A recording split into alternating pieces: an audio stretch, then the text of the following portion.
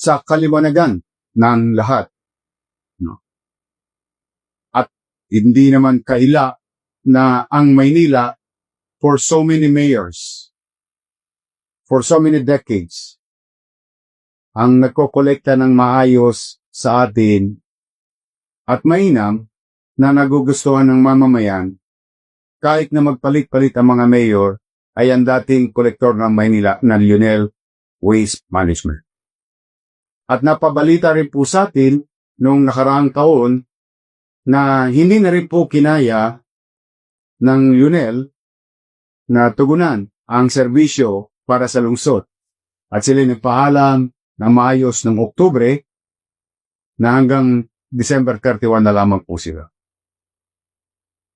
Bagamat ipinagkaila ng ilang individual na sila daw ay nagbabayad, ngunit ang katotohanan, may pagkakautang o bayarin tayo sa Lionel ng 561 million pesos sa taong 2024.